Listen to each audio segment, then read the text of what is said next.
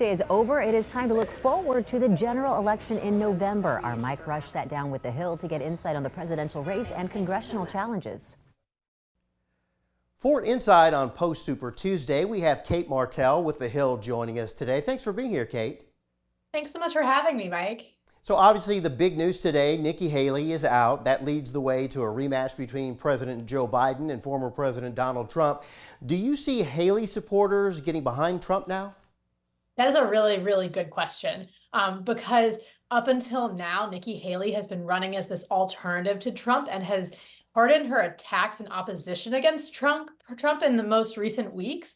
And I think she's had an effective strategy there. Now, if you break down where Haley's supporters go, she does really well with independents. She does it really well with voters who are concerned about foreign policy and people who are pretty uncomfortable with Trump's rhetoric. So if you look into the polling, it's not quite clear that a lot of her supporters will go to Trump.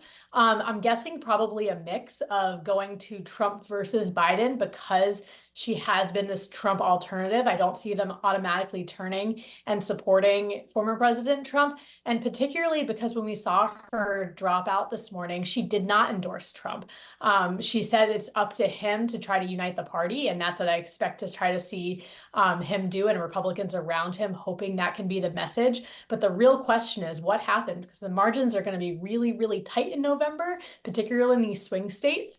So it's unclear what's going to happen with her support, because she really does have a massive base in this Republican Party that does not support former President Trump. It will be interesting to see how that plays out. Let's turn things over to the Democrats now. After Michigan, the big headline was the protest against the president in the form of uncommitted votes coming from those critical of the way that Biden's handling the Israel-Hamas war. Did we see any of that protest continue through Super Tuesday yesterday? Yes, we did, Mike. Particularly in Minnesota, we saw more than 45,000 registered Democrats in the primary vote uncommitted. This is a huge problem for Democrats, particularly, like I mentioned, in some of these swing states where in November we expect the margins to be pretty tight. That numbers like that in Michigan, there were more than 100,000 registered Democrats that chose uncommitted as a protest over the way that they see that President Biden is handling the Israel-Hamas war.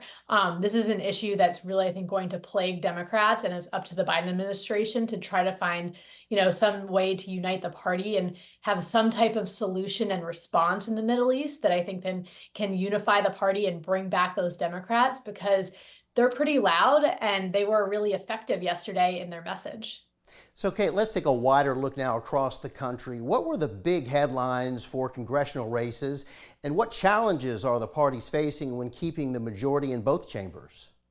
Yeah, so to answer your second question first, that the biggest challenge, I think, for Senate Democrats is they have a really tough map to have to defend in November. Republicans are pretty favored. The seats that they're defending, are easier to defend. They're stronger red states. And if you look at what Democrats are defending, they're going to have a really, really hard time, particularly in a state like West Virginia, where Senator Joe Manchin, who is a registered Democrat, but in a very red state, that's a state that I think we're expecting to flip from blue to red in November.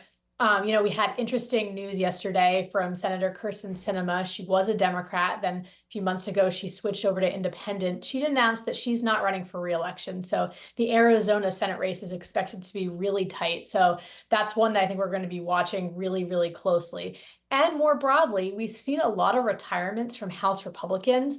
That we've seen a big change among House Republicans, that it went from, being a traditional fiscal conservative party to now it's very much Trump's party, and he is not a traditional Republican. And we've seen, I think, some of these Republicans in some of these House races seem uncomfortable with this. And we've seen a huge number of those members retiring. So on both sides, both House Republicans are defending a number of seats and Senate Democrats are defending a number of seats. It's unclear how each of those are going to shake out, but you could very well end up in November both parties switching control of either chamber, and